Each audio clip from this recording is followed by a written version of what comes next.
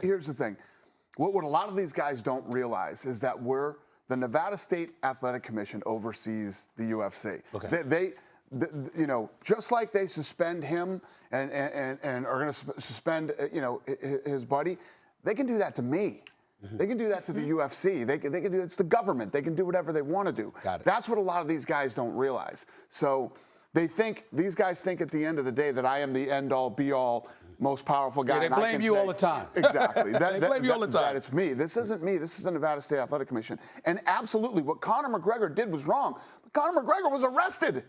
He went to jail. Yeah. He had to go before, he had to come here, go to court, pay tons of money, and go through the system the way that he did.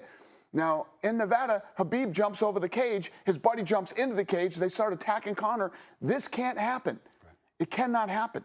So there are rules, there are penalties, and now we will go before the Nevada State Athletic Commission, and this whole thing will shake out however it shakes out. It's not me going after his guy for jumping in. Well, Dana let Conor say this. And they always say Dana, yeah. Yeah, it's the Nevada State Athletic Commission. It's the law. Yeah, right. Exactly. You're like, I got power, but not that much power. Conor thought he could fly in from Ireland and throw things through buses, and you go to jail. He went to jail and went to court and got lucky that it didn't turn out worse for him. Exactly. Right, like that wasn't sure to go Conor's way. Exactly. And this is exactly what's going to happen to Khabib and his crew when they go before the Nevada State Athletic Commission. So, meantime, there's a heavyweight title fight coming up. Yep. And it occurs to me, not only in boxing has it changed, where the heavyweight championship of the world is not always the biggest prize anymore, right? Pacquiao and Mayweather, guy starts at flyweight and junior lightweight, they make the biggest fights. But in the UFC, it's never really been the heavyweight title that's been the biggest deal. Maybe because once upon a time, the light heavyweights were where it was at. Yeah. But you got the heavyweight championship of the world. How important is it for the UFC, and we can talk about the matchup in a second, to pump that up, that the heavyweight championship of the world, the baddest man on the planet, means something? Well, I think it always has to do with the fights. Who's the champ and who's fighting? And obviously, Cormier is one of the greatest of all time. I mean, this guy is the current light heavyweight champion and the current heavyweight champion. You couldn't ask for a better human being. You couldn't ask for a better world champion to represent the sport. Who believes he was cheated out of his rightful place versus John Bones Jones by cheating? Like, he believes that. Right. Oh, no, he definitely believes that. And now you have Derrick Lewis coming off an incredible win.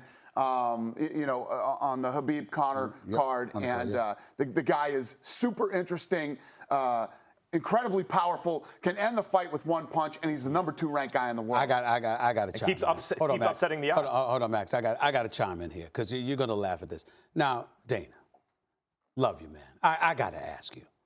Derrick Lewis, 21-5, nicknamed the Black Beast. Yep. Got a lifetime deal for free Popeyes, okay? Lifetime deal for free Popeyes, all right? I ain't mad at him. I mean, tremendous power. I got it.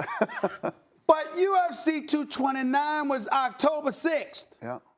What's today's date? I mean, this is 4 weeks later, like how they used to do it in the old days. I mean, does a guy that has a lifetime deal with Popeyes need to be who almost passed out? I mean, Max, listen, even though he won the fight, he almost lost the fight because he was damn near ready to pass out. Yeah. Does that guy need to be fighting 4 weeks later against Daniel Cormier? Yes, and actually, if you know fighting, you're better off to keep a guy like that active.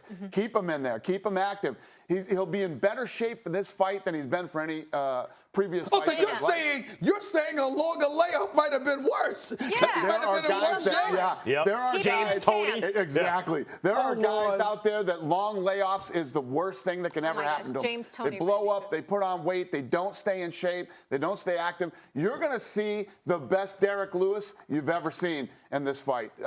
Coming off his camp, fighting the fight that he fought. But Dana, it ain't going to be enough. Well, actually, I'm not sure. Actually, I don't think you're right about that because he's going against Daniel Cormier. Yeah. But the other thing is, these are the type of fights that people always say, oh, this is exactly how this fight's going to go. This guy's going to lose. Lewis got a puncher's chance always. Yes, he does. Exactly. He does. No question all about it takes that. is one punch to change that fight for this kid. No question.